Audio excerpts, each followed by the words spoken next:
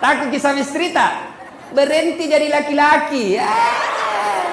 Apa mau takut sama istri? Nah kita lamar nih, dibikinkan rumah, dibelikan mobil, semua cicilannya kita bayar nih. Baru mau kita takut sama dia, bagaimana ceritanya? Marah Ustaz. Nah banting itu pintu, banting tongi pintumu.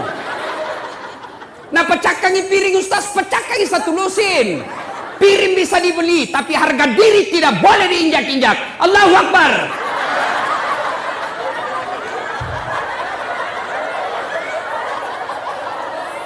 Iya Pak, setuju? Nah bilang mak jallo aja Ustaz, mak jallo Nah pecahkan televisi, pecahkan televisi supaya berhenti menonton. Televisi bisa dibeli, tapi harga diri sebagai laki-laki jangan kau injak-injai. Baik. Allahu Akbar. Nah bilang orang, jadi Ustaz tidak takut sama istri, takut bilang, apalah aku takut sama istriku? Cuma istriku lebih berani dari saya.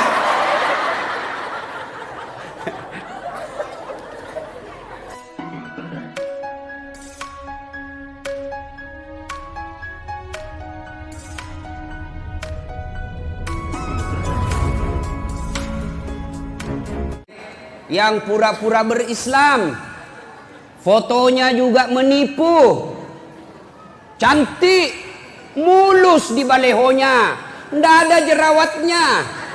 Begitu dilihat aslinya, dia hancur. Ternyata kamera 360. Tapi kalau ibu dokter memang asli dan fotonya memang sama-sama cantik. Ini biasa ku tanya-tanya Pak Iwan. Pak Iwan, apa itu tak ilmu-ilmu tak bisa kita apa ibu dokter bela. Masya Allah. Wa qala idzan wala tattabi'u khutuwatis syaitan, dan janganlah engkau ikuti langkah-langkah setan, karena sesungguhnya setan itu musuh yang nyata bagi kalian. Ada setan di sini? Ada setan? Di sana anak masjid ini ditempati. Ada setan? Ada. Mana Ustadz? Itu HP. Terus sudah ceramah. Jadi togi wartawan. Dek, ibu-ibu simpan dulu HP-nya. Ibu simpan dulu HP. Dengar dulu ceramah. Dengar dulu ceramah. Ibu, selama ibu pegang itu HP, nagoda ki setan. Ya, maka simpan dulu HP-nya. Simpan dulu HP-nya, kita dulu dengar dulu ceramah. Ya, jangan lagi mas selfie. Orang ceramah langsung membelakang. Nah tulis bisa deh latar belakang das atlatif. Saya misalnya jadikan background. Malah pernah kulupa itu di kampungnya Pak Wakil Bupati. Selesai ceramah ada ibu-ibu langsung dia bilang, Ustaz selfie dulu. Boleh? Sini maki ibu selfie. Sudah selfie dia bilang, Ustaz boleh cium. Mana ini? Mana cium-cium? Mau kau Pak Jallo mama nece. Saya paling tak suka itu kalau capek maki keringatan sudah ceramah 1 jam disuruh ki senyum. Capek itu orang bu, mas selfie. Nah itu HP-nya disimpan dulu. Wa qala idzan, Allah kemudian berfirman, Bismillahirrahmanirrahim. Innallaha wa malaikatahu yusalluna 'alan nabi. Ya ayyuhalladzina amanu sallu 'alaihi wa sallimu taslima. Sesungguhnya Allah dan para malaikatnya bersalawat kepada Rasulullah Muhammad sallallahu alaihi wasallam, maka wahai orang-orang yang beriman, bersalawatlah kalian kepada Rasulullah dengan sebaik-baik solawat. Salatullah salamullah ala toha rasulillah. Salatullah salamullah ala yasin habibillah. Sini nak, kenapa kita nonton kak? Itu kalau di Makassar begini kak ikut semua jamaah. Di sini nak lihat-lihati kak. Ayo salawat sama-sama ibu. Salatullah ala toha rasulillah. Salatullah salamullah ala yasin habibillah. Ibu bapak, saudara-saudara sekalian teristimewa yang kita hormati, Bapak Wakil Bupati Lu Timur beserta istri Ibu Dr. Ani Nurbaini yang insya Allah dimuliakan dan dirahmati oleh Allah Subhanahu wa Ta'ala. Sebelum saya ceramah lebih jauh, tolong ini teknisi sound systemnya. Mana teknisinya? Ada? Ya, kurangi bassnya Pak. Kurangi bassnya. Jangan pakai echo. Kasih naik treble-nya. Cek. Ya, tuh agak ya, jangan pakai bass. Tutup saja bassnya Pak. Treble-nya kasih full. Full. Jangan pakai echo. Cek. Nah, tuh bagus kita. Nah, kecuali mau ki nyanyi dangdut, kasih besar bassnya. Nah, bila kamu di sisiku, hati rasa syahdu. Itu lagunya ibu-ibu dulu, dulu tahun 80.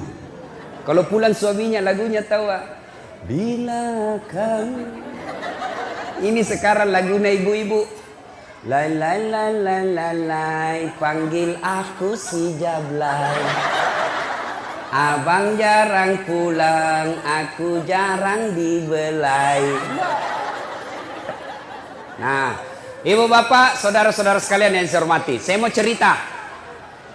Nah, ketika Rasulullah Sallallahu Alaihi Wasallam usia 40 tahun, Rasulullah kemudian menerima wahyu di Gua Hira. Gua Hira ini kurang lebih 7 kilo dari kota Mekah. Naiklah Nabi ke Gua Hira. Datang malaikat Jibril. Malaikat Jibril memeluk Nabi. Nah pakai Nabi tak, dia peluk. Lalu Jibril berkata, Iqra, baca. Nabi bersabda, saya tidak tahu membaca. Malaikat Jibril ulang lagi, Iqra, baca. Saya tidak tahu membaca. Jibril ketiga kalinya makin dipeluk sampai Nabi sesak napas, hampir tidak lagi bisa bernapas. Lalu Jibril berkata, Iqra, baca.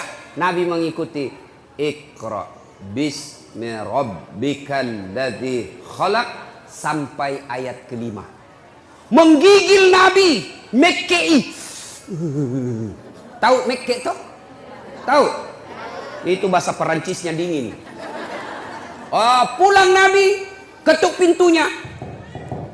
Assalamualaikum warahmatullahi wabarakatuh. Istriku sayang. Dia buka pintu. Wih, abangku sayang. Ini istri yang baik. Pulang suami bukakan pintu, cipikan. Suami Ita ji. Pernah dikasih gitu suami Ita, Ibu? Pernah jadi. Kalau perlu kasih itu bekas gincu. Tempel Ibu, tahu ndak sedekahnya ibu-ibu kepada suami? Sedekahnya suami kepada ibu tiap hari. Bapak-bapak ini yang di luar, tahu ndak sedekahnya suami kepada istri setiap mau keluar? Apa sedekahnya? Nabi setiap mau keluar, dia cium jidatnya istrinya.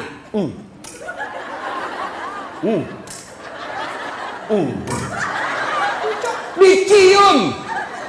Coba ciuman suami sebelum pergi kerja, sedekah seorang suami kepada istrinya. Maka bapak-bapak mulai besok sedekahlah sebelum keluar rumah. Kalau nak lupa suami tak ibu, kalau nak lupa suami tak, kasih ingat, Pak, sedekah. Sini kau aku sudah kau. Tapi ibu juga harus cantik. Mau disedekahi baru banyak osing. Mau disedekahi bau kalepanya.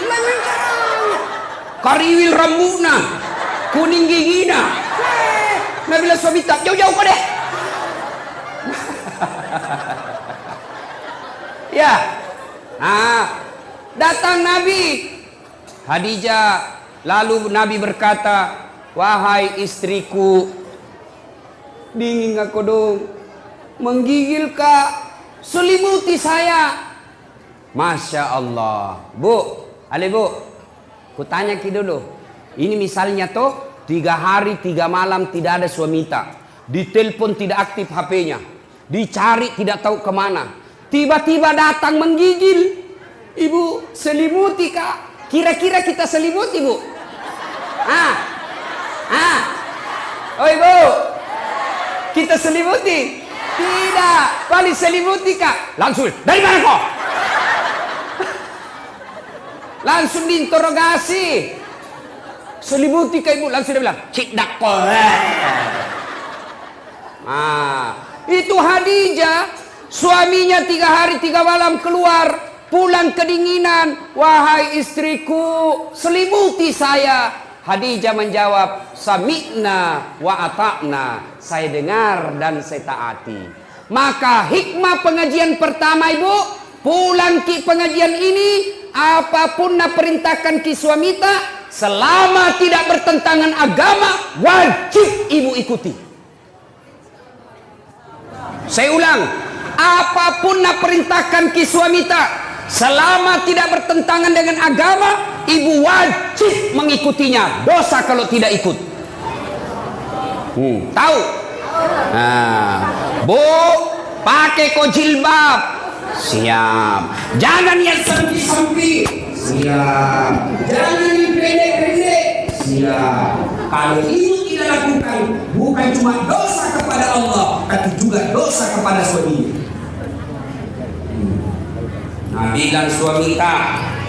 Nabilan suamita, ibu, jangan kau terlalu tebal gencummu, jangan kau cukur alismu, jangan terlalu banyak make upmu. Saya tidak suka, tapi ibu tetap lakukan, maka ibu sepanjang jalan laknat Allah buat ibu. Ngerti? Ini sekarang ibu-ibu banyak nalawan suaminya. Kecuali, dengar, kecuali suamita na perintah ke yang bertentangan agama.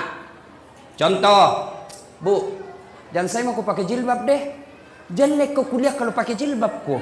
Sudah mi, buka itu jilbabmu supaya kelihatan itu rambutmu yang berombak-ombak, supaya kelihatan itu lehermu yang telu, supaya kelihatan itu seksi badanmu. Maka suami seperti ini tidak wajib ditaati. Ya, ibu, apa? Sudah milah. Tapi kau dulu belikan anu domeng. Mau kak berjudi, maka perintah seperti ini tidak wajib diikuti. Tapi selama perintah itu menaati perintah Allah, tidak bertentangan dengan perintah Allah dan Rasulnya, maka ibu berdosa ketika tidak mengikutinya. Contoh nabilan suamita, jangan pernah keluar rumah. Tidak boleh kau keluar rumah sebelum saya pulang dari kerja. Maka kalau ibu keluar, haram langkah-langkah kaki ibu. Masya Allah.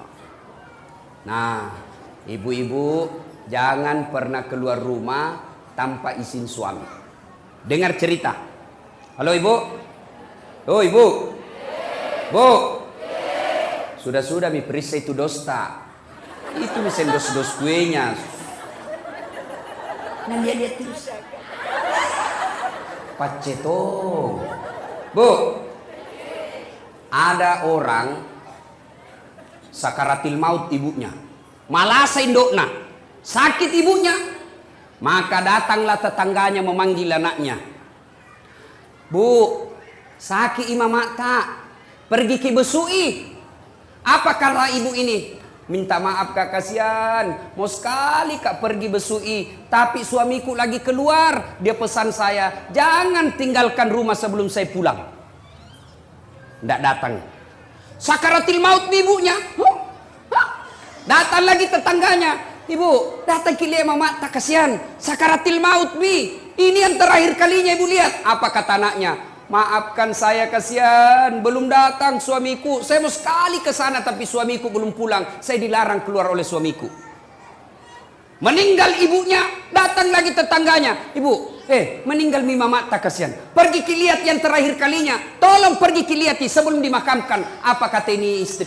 Maafkan saya mau sekali ke sana tapi suamiku belum pulang dari medan perang dan saya dilarang keluar sebelum dia pulang. Dimakamkan. Selesai dimakamkan, tidak datang. Mulai sakit, sakaratil maut, sampai dimakamkan, tidak datang. Marah ini tetangganya, dia pergi lapor kepada Nabi. Dia pergi lapor sama Nabi. Ya Rasulullah, tetanggaku tega betul, mulai sakit, sakaratil maut, sampai dimakamkan ibunya. Saya datang panggil, besuk ibunya, dia tidak datang ya Rasul. Nabi lalu berkata, baik, kenapa bisa itu anak begitu? Kenapa bisa dia tidak datang?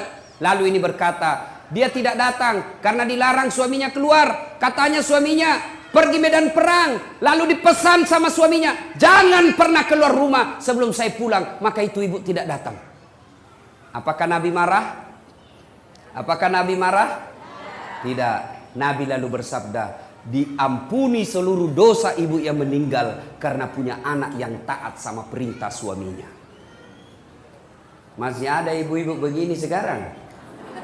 Woi. Masih ada? Kasihan. Baru 10 menit pergi suaminya, nah telepon temannya, datang mago. Cepat kok, tidak ada mi suamiku. Maka ibu-ibu saya heran. Di mana-mana masjid ramai majelis taklim. Di mana-mana ramai majelis-majelis taklim. Bahkan setiap masjid ada majelis taklimnya. Tapi anehnya, kenapa ibu-ibu sekarang banyak yang tidak tahu taat sama suaminya? Demi Allah ibu, demi Allah, biar ibu salat tiap hari, bahkan sampai hitam jidatnya, puasa Senin Kamis, ngaji, tadarus, tahajud tiap malam, tapi tidak taat sama suaminya, mendurhakai suaminya, dia kurang ngajar sama suaminya. Demi Allah, jangankan masuk surga, baunya surga diharamkan bagi ibu seperti ini. Kenapa bisa Ustaz? Kenapa bisa begitu? Tahu ibu harus tahu. Kenapa? Karena kami suami yang tanggung ibu nanti di akhirat. Ketika ibu melanggar, ketika ibu bikin dosa, kami suami yang tanggung dosanya ibu sebagai kepala rumah tangga. Beda ibu-ibu. Ibu-ibu taat ibadah, rajin sholat, tutup aurat, Senin Kamis puasa. Suaminya tukang judi, suaminya koruptor, suaminya pemabuk, suaminya pengedar narkoba, suaminya tukang tipu. Tapi istrinya soleha, demi Allah, istrinya tetap masuk surga, suaminya dibakar di neraka. Tidak ada hubungan. Maka ibu, jangan keluar rumah tanpa izin suami. Jangan lakukan apa-apa tanpa izin suami. Kenapa? Karena suami yang tanggung ibu nanti ketika di akhirat. Maka bersyukur ibu-ibu yang punya suami. Kenapa? Karena itulah nanti yang lindungi ketika di akhirat. Maka hargai suami tak. Jangan hina suami tak gara-gara dia miskin. Ini banyak ini istri kurang ajar sama suaminya. Mentang-mentang agato iko, ku taunya kok. Nulamar ka dulu seperangka ala sholat. Ndak nu belikan na rumah. Rumah aja bapakku ini tempati. Kamu juga saja selain belikan ko baju. Pensiun mako. Ndak ada gajinu.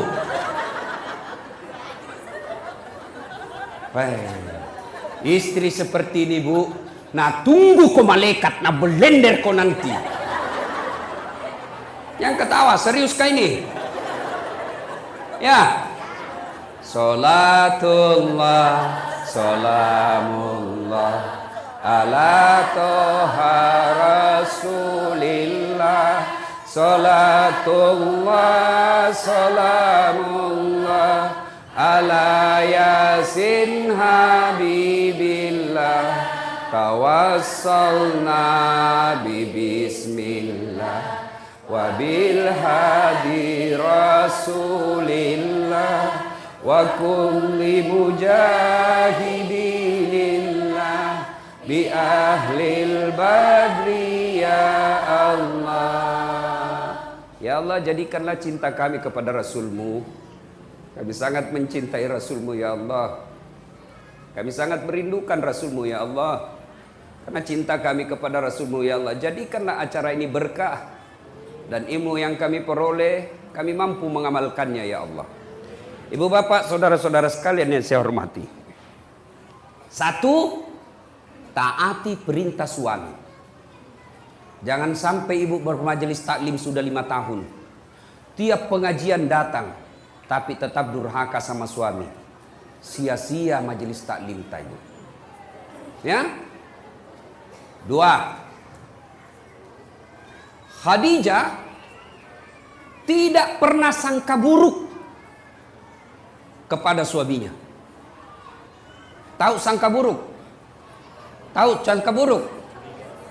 Curiga. Curiga yang berlebihan. Khadijah, dia laksanakan apa perintahnya, lakukan. Dan tidak pernah sangka buruk. Yang kedua, pengajian kita pertama tadi, perintah suami, laksanakan. Yang kedua, jangan pernah sangka buruk. Berprasangka jelek sama suami. Nah, telepon suaminya ndak nak jawab. Mana lagi ini, kasihan. Ih, kenapa ini 3 kali ku telepon ndak nak jawab-jawab. Dari pagi sampai sore ku telepon ndak nak jawab-jawab. Nih, mana lagi ini, pasti ketemu lagi tuh tamang SM mana. Ini sangka buruk. Sangka baik, kenapa dia tidak terima teleponnya? Oh ternyata tertinggal HP-nya di pos ronda. Kan dia tukang ojek. Ditelepon, tiba-tiba ada teman tak telepon ki. Kuliah suamimu bonceng cewek. Bah, mesrana lagi. Bolak-balik bonceng cewek. Sangka baik. Bagaimana dia tidak bonceng cewek? Kerjanya tukang ojek. Sangka baik. Ibu-ibu, jangkit sangka buruk. Telepon suami tidak ada jawab. Oh, mungkin lagi buang air besar. Masa mau terima telepon? Sedikit lagi. Yang tidak bagus. Sangka baik.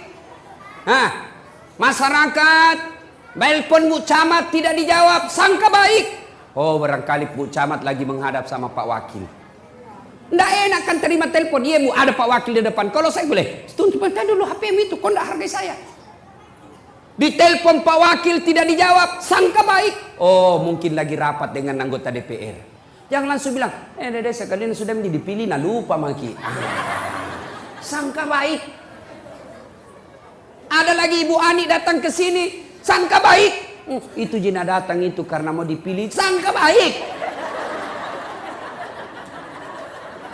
Sangka baik, jangan pernah sangka buruk. Jelas. Tidak ada itu baiknya sangka buruk. Contoh. Ada ibu-ibu 7 tahun menikah tidak ada anaknya. 7 tahun. Tiba-tiba di tahun ke-8 dia pergi periksa ahli kandungan. Cek.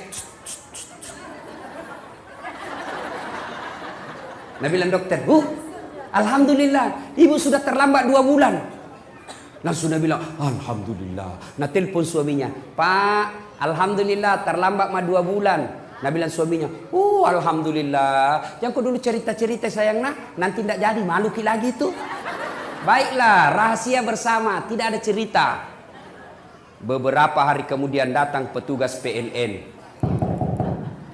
Assalamualaikum. Waalaikumsalam. Kata ibu, siapa ya? PLN ibu. Kenapa ki Pak? Ibu terlambat 2 bulan. Kenapa bisa tahu ini? Dari mana nak tahu ini? Langsung dia sangka buruk sama suaminya. Pasti ini lagi lah bolong ini. Pasti. Karena kebetulan suaminya hitam. Lah bolos sih. Datanglah kasihan suaminya capek bekerja. Di kantor dimarahi sama bosnya. Di jalan kempes ban mobilnya. Baru buka pintu langsung. Memang tong kau lah bolong. Pembohong. Bilang jangan kau ngomong. Kenapa kau ngomong? Apalagi masuk itu comok. Karena istilah comok. Terjengkel Tommy orang capek. Langsung kini bilangi bolong. Nah balas nih maga ke comok. Baru orang datang capek-capek mengamuk-ngamuk. Kenapa di itu PLN bisa tahu saya terlambat 2 bulan? Pasti kau yang cerita. Nah kita aja berdua. Nah nih, kenapa bisa nak tahu PLN? Bukan saya kasih tahu. Marah ini suaminya di kantor PLN. Hei, kenapa kau bisa tahu istriku terlambat 2 bulan? Nah bilang ini ada catatannya Pak.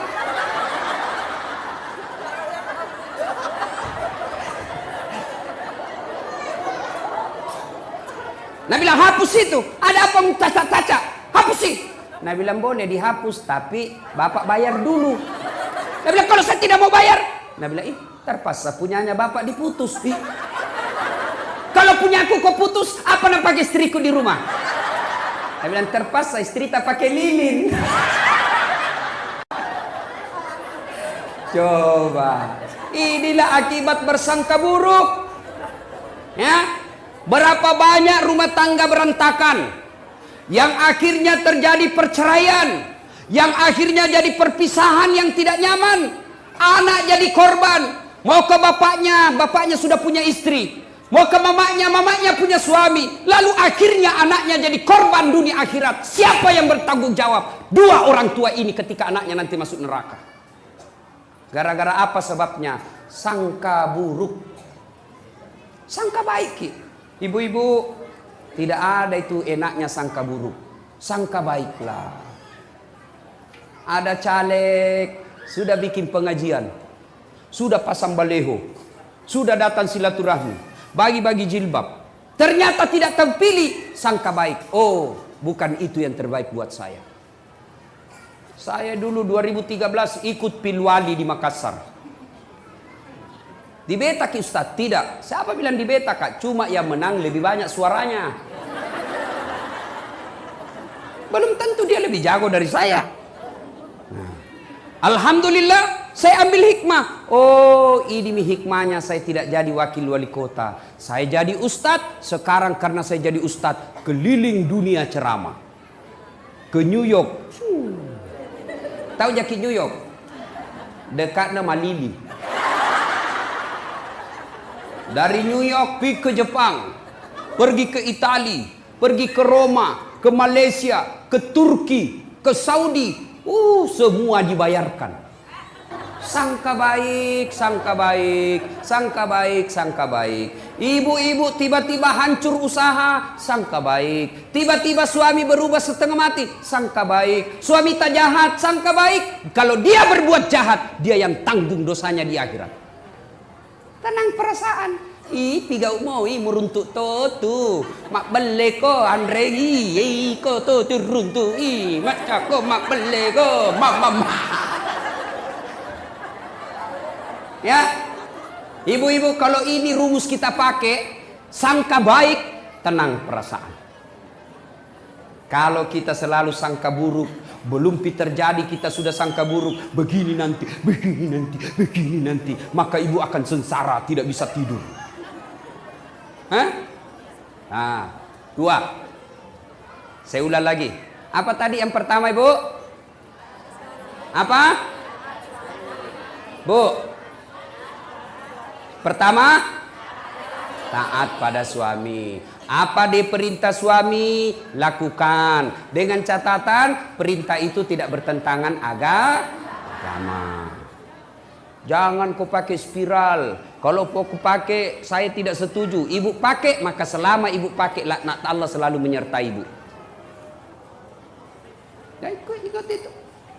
Yang kedua, apa tadi yang kedua? Sangka baik. Nah, yang ketiga, Khadijah. Ibu itu Khadijah, sebelum menikah sama Nabi, beliau janda terkaya di Mekah. Ada janda kaya di sini? Hah? Ada? Saya cuma bertanya. Jangan maki bilang ustaz cari janda. Tidak. Kaya. Ketika beliau sakaratil maut. Tahu sakaratil maut? Tahu ibu? Nah ini muka-muka sakaratil maut semua ini. Masya Allah. Masya Allah. Habis hartanya Khadijah untuk bantu dakwanya Nabi. Tapi minta serban, malu sama suaminya. Malu. Kira-kira ada istri di sini malu minta sama suaminya? Woi, ada? Ada ini. Ada. Jangankan minta, nak curi. Sudah dah simpan baik-baik suaminya nak dapat semua. Ini banyak sekarang perempuan pintar cari duit. Sudah disembunyi masih nak dapat. Ada lawannya kasihan honor. Pegawai honor. Gaji kan semua langsung ke istrinya. Tiba-tiba dikasih uang sama Pak Wakil Bupati. Ibu Nur Aini bilang, Ibu Anik bilang, ini dari Pak Wakil, ya, pegawai honor kasihan. Wih gembira. Nah bilang ini rezekiku, karena bukan gajiku, bukan uang istriku. Nah simpanlah ituannya, nah lipat-lipat. Baru nak kasih masuk kantong plastik. Baru naik kak benang. Tuh, mau nak simpan di bawah tempat tidur. Nah dapat inilah comok. Akhirnya apa? Dibawa karpetnya tempat tidur nak simpan. Istrinya kasih bersih kamar, sapu. Hih, ada kompe-kompe. Diikat benang, nah buka. Hih, uang. Langsung berteriak sama suaminya, Pak, uang apa ini? Yang mana? Ini yang dibawa karpet. Nah bilang suaminya, uang sial. Maksudnya apa? Batin aku sembunyi, udah apa Ji? Bisa main ini. Pas sapak duit. Oh, nak parisa mana kantor lelakin. Bu, jangan ketawa Ibu, saya serius ini. Bu, kalau ambil uang di dompet, kalau ambil uang di kantong, sampaikan kepada suami. Meskipun dia ibu sudah di kantong, ini kan tidak bisa mengambil kalau di kantong tapi di dalam kantong pipir kasih tahu. Kenapa? Nanti kesian dia kira ada uangnya di dompet, sampai di warung kopi, sampai di pompa bensin, sampai uang makan, nah peresa. Mati nih bro, malu maki ini.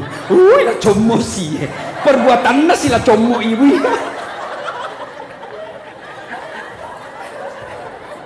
Jelas?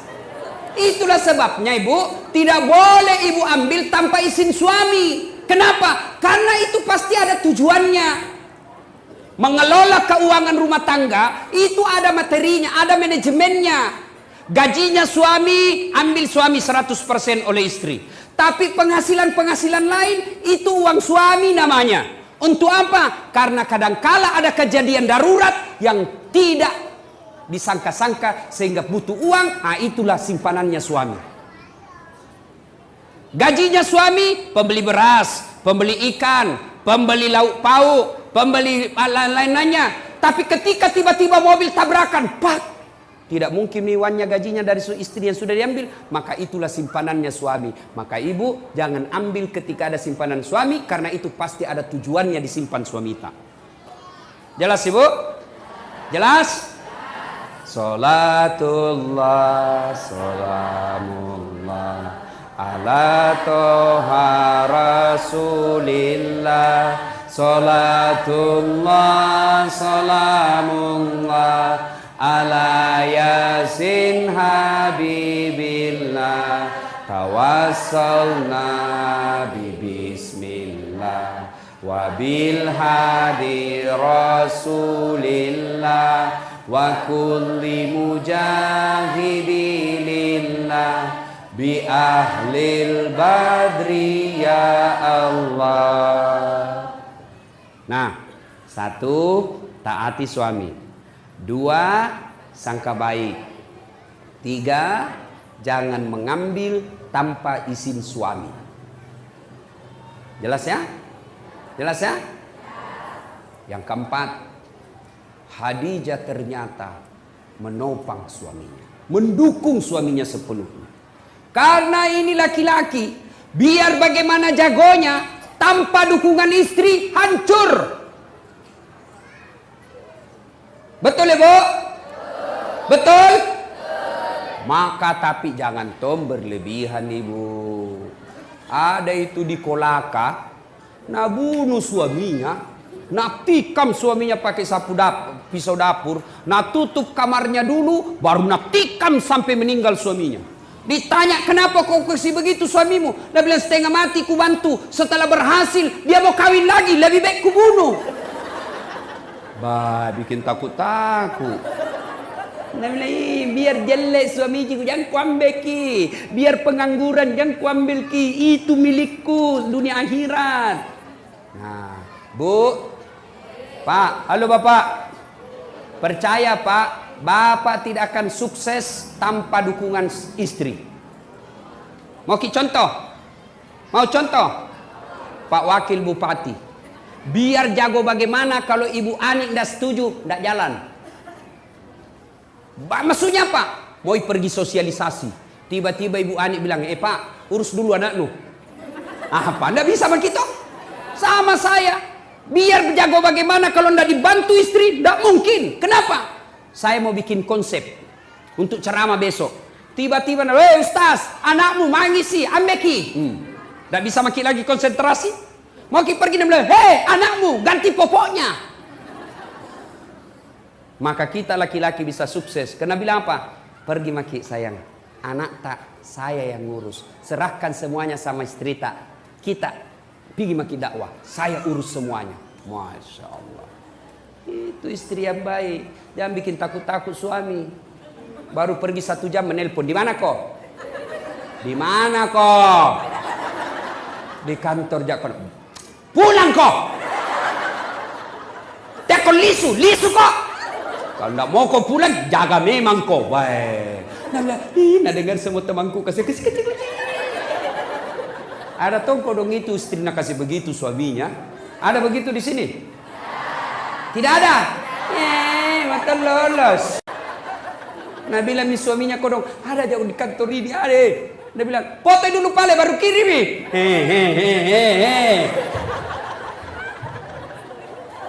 Weh Pak.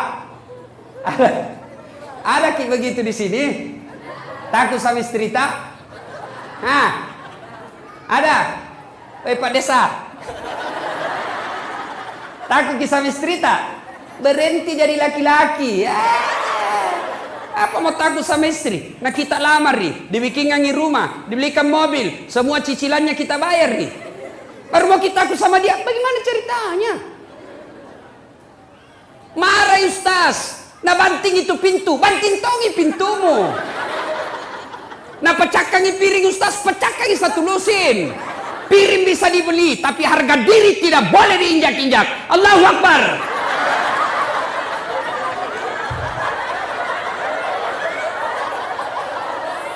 Iya Pak, setuju? Nah bilang mak jalo aja Ustaz, mak jalo Nah pecahkan televisi supaya berhenti menonton. Televisi bisa dibeli, tapi harga diri sebagai laki-laki jangan kau injak-injai. Baik. Allahu Akbar. Nah bilang orang, jadi Ustaz tidak takut sama istri. Aku bilang, apalah aku takut sama istriku. Cuma istriku lebih berani dari saya.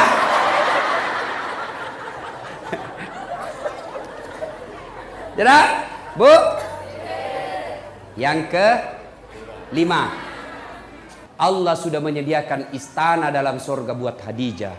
Istana dalam sorga untuk Khadijah yang terbuat dari mutiara. Sorga ada lagi istananya. Masuk dalam sorga saja sudah luar biasa. Ini sudah dalam sorga dibuatkan istana khusus untuk Khadijah yang terbuat dari mutiara. Tidak terbuat dari emas, tidak terbuat dari jamrud, tidak terbuat dari berlian, terbuat dari mutiara. Kenapa mutiara? Karena Khadijah punya sifat seperti mutiara. Tahu sifat mutiara Ibu? Tahu mutiara Ibu? Tahu mutiara? Itu mutiara hidup di dasar laut. Apa yang masuk dalam perutnya? Perut mutiara itu kan daging lembut. Apa yang masuk ke dalam perutnya? Kerikil-kerikil, pasir-pasir masuk ke dalam perutnya. Bayangkan kalau pasir ketemu kulit-kulit mutiara, lalu dia bungkus, dia tutup cangkangnya, dia olah itu pasir yang sakit, yang padis, yang mengerikan, tapi mutiara dia tutup rapat-rapat cangkangnya. Beberapa saat kemudian keluar yang pasir dan kerikil tadi menjadi mutiara, perhiasan yang semua orang menginginkannya. Apa artinya? Khadijah setiap ada masalahnya, setiap ada masalah rumah tangganya, masalah dalam hidupnya, tidak pernah dia ceritakan. Dia tutup rapat-rapat cangkangnya. Dia tidak pernah cerita ke orang lain, tapi dia cerita hanya kepada Allah Subhanahu wa Ta'ala. Maka pengajian kita yang kelima adalah, Bu, ada masalah, jangan cerita ke tetangga, jangan cerita ke keluarga, lebih baik cerita kepada Allah. Bagaimana caranya? Tunaikan sholat, tingkatkan kesabaran. Sayang 1000 sayang, ibu-ibu sekarang ada masalahnya pergi tetangga. Suamiku itu deh jeleknya, pelit, Maseke. Sudah kalau tidur ngorok. Ini makin tua makin bau kalepaknya. Tidak aku tahu itu suami. Masa suami tak kasih jelek-jelek begitu sama tetangga? Coba, itu suamiku pelit sekali, nak pegang uangnya, nak kasih sama sekali. Kalau datang tidak pernah tong senyum-senyum. Masa rahasia rumah tangga kita ceritakan? Maka istri seperti ini tidak akan mendapat kasih sayang dari Allah Subhanahu Wa Taala. Jangan heran kalau ibu selalu cerita kejelekan orang, ibu cerita kejelekan rumah tangga, dia umbar semua aib rumah tangga, maka hidupnya, hatinya tidak akan pernah dapat ketentraman. Kenapa? Karena Allah jauh menjauhkan dia dari rahmatnya. Kau suka cerita kejelekan-kejelekan rumah tanggamu, maka Allah tidak akan senang kepada kamu. Allah tidak senang kepadamu, maka jangan heran hidupmu tidak bisa tenang hatinya. Jelas? Maka kalau ada masalah ibu, ambil wudhu, ambil sajadah, ambil kudung, ngadu kepada Allah dalam solat, namanya solat hajat. Minta maki kepada Allah. Ya Allah, saya tidak sangka suamiku begini. Saya tidak senang suamiku begini ya Allah. Tapi inilah jodohku ya Allah. Engkau yang menentukan jodohku. Saya tidak senang laki-laki seperti ini. Tapi Engkau berikan saya seperti ini. Maka berikan saya kesabaran ya Allah. Kuatkan hatiku. Tingkatkan kesabaranku ya Allah. Agar ini bisa kulalui secepatnya. Ini tidak. Ada masalahnya ambil Facebook. Update status. Tidak kusangka kau begitu. Andai ku tahu kau begitu, saya tidak terima lamaranmu. Pret. Dia kan banyak begini. Apalagi, coba ku tahu begini tidak mau kawin sama kau. Apalagi tidak mau nadua mi anakmu. Jelas? Ibu-ibu. Ada di sini rumah tangga tidak ada masalahnya? Ada? Ada? Tidak ada orang tidak ada masalahnya. Tidak ada. Contoh, cicilan belum lunas, anak tidak dapat kerja, suami makin kajili-jili, motongi cantik istri, motongi mulus muka, penuh dengan masalah. Maka masalah itu bukan masalah. Masalah kita adalah bagaimana mengatasi masalah. Mengatasi masalah tanpa masalah. Weh. Ini warna pegadaian ibu-ibu ini. Bu, ada masalah tak ngaduki kepada Allah. Dalam cara apa Ustaz? Tingkatkan kesabaran, tunaikan sholat dengan sebaik-baiknya, perbaiki 5 waktu, tambah sholat-sholat sunnah, terutama sholat hajat di malam hari. Allah janji, ud'uni astajib lakum. Minta kau kepadaku, pasti saya kabulkan. Itu janji Allah. Salatullah, salamullah ala toha rasulillah. Salatullah, salamullah ala yasin habibillah. Tawassalna bismillah wa bil hadi rasulillah. Wa kulli mujahidilillah bi ahlil badri ya Allah. Alhamdulillah. 5 ini kita bawa pulang. Insya Allah kita amalkan bu. Ada gunanya pengajian. Tapi kalau pulang ini tidak ada diamalkan, maka kita hanya datang turut ramai, tidak ada faedah yang kita dapatkan. Inilah tausiah kita, mudah-mudahan